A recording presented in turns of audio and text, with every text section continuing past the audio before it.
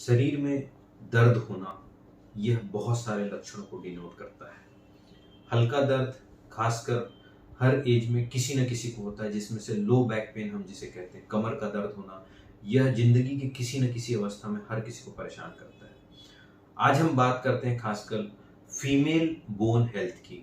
बचपन से लेके जवानी से लेके बुढ़ापे तक फीमेल शरीर में, महिलाओं के शरीर में इतने सारे चेंजेस होते हैं जो कि कहिए तो एक आश्चर्यचकित कर देने वाली चीजें हैं, और यह समझें कि एक प्रकृति का वरदान है। बचपने से लेके आज की डेट पे यदि हम देखें तो 10 से 12 साल के आसपास में महिलाओं में या फीमेल बच्चों में मेंस्ट्रुएशन शुरू हो जाता है, जिसके कारण से हार्मोनल चेंजेस के कारण इसमें बहुत सारी चीजें शुरू होती है, और यह 40-45 की उम्र तक चलता है। इस समय इनके लोअर बैक के आसपास केवल मेंस्ट्रुएशन के कारण काफी पेन वगैरह बना रहता है, और इसे मोस्टली बहुत सारी फीमेल या महिलाएं या बहुत सारे परिवार में ये सोचते हैं कि हाँ फीमेल है, यह रेगुलर पेन होता है। यह मेंस्ट्रुएशन का पेन 1 या 2 दिन तक रहता है, लेकिन उसके बाद भी बच्चों में या महिलाओं में हमने देखा हुआ है कि लो बैक पेन कॉमनली देखा गया है। फीमेल में यह लो बैक पेन बहुत ज्यादा इसलिए देखा गया है कि पहला फैक्टर, जैसा कि मैंने बताया, कि मेंस्ट्रुएशन साइकिल। दूसरा फैक्टर होता है कि जब इनकी प्रेगनेंसी वगैरह होती है तो लोअर बैक या स्पाइन पे बहुत लोड होता है, जिसके कारण से भी वहां के बोन्स या लिगामेंट्स या मांसपेशियों पर बहुत ज्यादा प्रभाव पड़ता है। साथ ही जब डिलीवरी होती है तो उस समय भी आसपास के लिगामेंट्स काफी वीक हो जाते हैं, या कहिए स्ट्रेचेबिलिटी होती है, और ये वापस नॉर्मल तक रिगेन नहीं होते, प्रोवाइडेड यदि इनको रेगुलर न्यूट्रिशन या प्रेगनेंसी के पहले, प्रेगनेंसी के दौरान और प्रेगनेंसी के पश्चात यदि प्रॉपर स्ट्रेंथनिंग एक्सरसाइज पेल्विस या लोअर बैक की नहीं करा जाती, तो मैं कहूंगा कि आज हिंदुस्तान की 90% से ज्यादा महिलाएं इससे त्रस्त रहती कि उन्हें कमर में दर्द रहता है, और वह उस कमर के दर्द का श्रेय प्रेगनेंसी को देंगे, चाहे वो नॉर्मल डिलीवरी हो चाहे वो सिजेरियन डिलीवरी हो। और बहुत सारे लोगों में ये भी देखा गया कि बताते हैं कि सिजेरियन हुआ था, पीठ में सुई लगाई थी, जिसके कारण से हमें दर्द रहता है। लेट मी रिमाइंड यू, ये पीठ में जो सुई लगाई जाती है वह 26 गेज की एक नीडल होती है। वो इतनी पतली होती है कि बाल के बराबर की थिकनेस होती है। उससे दर्द होने की संभावना नहीं के बराबर है। और यह जो कमर का दर्द होता है, यह मोस्टली हीमोग्लोबिन की कमी, विटामिन की कमी, कैल्शियम की कमी, और फाइनली हड्डियों के कमजोर होने के साथ साथ मांसपेशियों की कमजोरी के कारण होता है।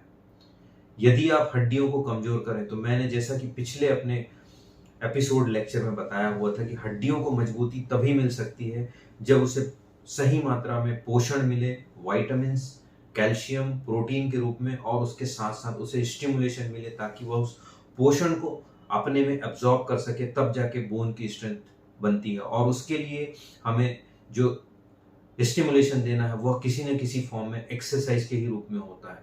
सो यदि आप फिजिकल एक्सरसाइज को रेगुलर अपने रूटीन में फॉलो करें, जैसे आप दो टाइम खाना खाते हैं, जैसे आप रेगुलरली सोते हैं, उसी प्रकार केवल आधे घंटे से 45 मिनट तक रेगुलर फिजिकल एक्सरसाइज यदि आप करते हैं, जिसमें से साइकिलिंग, वॉकिंग, जॉगिंग, रनिंग, ऐसी चीजें हो, साथ में रेजिस्टेंस एक्सरसाइज के रूप में वेट लिफ्टिंग, हल्का सा वेट लिफ्टिंग ही करें। रेजिस्टेंस एक्सरसाइज के रूप में आप इलास्टिक बैंडेजेस से एक्सरसाइज कर सकते हैं, हल्का डंबल्स यूज कर सकते हैं। यदि आप ये करते हैं, और उसके साथ साथ यदि आप ये भी नहीं कर सकते, तो भारतीय संस्कृति का दिया हुआ सूर्य नमस्कार एक वरदान है, एक बहुत अच्छी प्रक्रिया है। यदि आप इसे फॉलो करते हैं तो आप पैरों से लेके सिर तक सारी मसल, सारी एक्टिविटी, सारी बोन्स को आप स्ट्रॉन्ग कर सकते हैं। चाहे इसमें हाथ या पंजों की बात कहें, रिस्ट की बात कहें, elbow, shoulder, neck, lower back, pelvis, knee joint, hip joint, पंजे, सारी चीजें इसमें कवर हो जाती है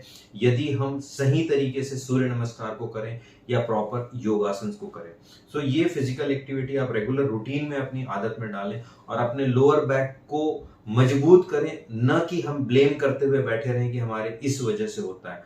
so believe me, focus on your core strength. और ये कोर होता है आपका सेंट्रल बॉडी, पूरा जो सेंट्रल स्ट्रक्चर होता है, गर्दन, पीठ, रीढ़ की हड्डी, हिप जॉइंट, नी, इसके आसपास साथ शोल्डर, ये पूरा एक सेंट्रल कोर जोन होता है। इस कोर को यदि आप स्ट्रेंथ करते हैं, गर्दन की अलग एक्सरसाइज, बैक की अलग एक्सरसाइज, लोअर बैक की एक्सरसाइज, पेल्विस हिप जॉइंट की अलग एक्सरसाइज और नी जॉइंट की, यदि इनको आप सुरक्षित रखते हैं, इनको आप मजबूत रखते हैं, तो आपको ये डे टू डे प्रैक्टिस में, दिनचर्या में जितनी छोटी मोटी प्रॉब्लम्स आती है ये काफी कम रहेगी।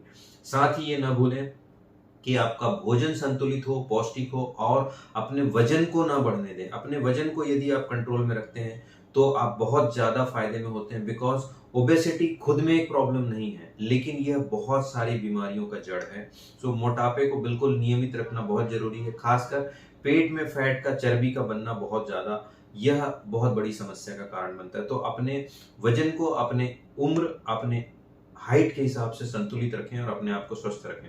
सो आइए इन सारी चीजों को फॉलो करते हुए अपनी हड्डियों को मजबूत रखें, खासकर फीमेल में। और इसमें जैसा कि मैंने मिडिल एज तक बताया, ओल्ड एज में 45 के पश्चात, महिलाओं में रजोनिवृत्ति के पश्चात जो हार्मोनल चेंजेस होते हैं जिसके कारण से हड्डियों का विघटन तेजी से होता है, रादर इन अदर वर्ड्स हम ये कह सकते हैं कि उनके बोन के रिप्लेनिश होने की पावर रेगुलरली काफी कम हो जाती है, और इसके कारण ही 40 प्लस महिलाओं में ही हमें ऑस्टियोपोरोसिस की समस्या ज्यादा देखने को मिल जाती है, जबकि मेल में यह 50 के बाद मिलती है।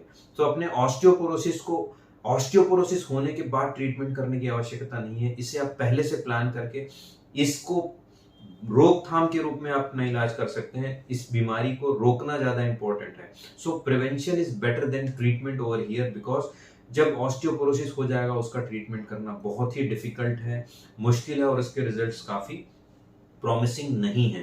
सो बचपने से, यदि आप बचपन में हैं तो, आप जवानी में हैं तो, या फिर बुढ़ापे में, जब भी हैं, आप अपने ऑस्टियोपोरोसिस के लिए पहले से प्लान कर सकते हैं। अपनी हड्डियों को मजबूत रखें तो आपकी जिंदगी काफी सुखद रहेगी, आपका शरीर काफी हेल्दी रहेगा, आप काफी मजबूत रहेंगे। धन्यवाद, नमस्कार, जय हिंद।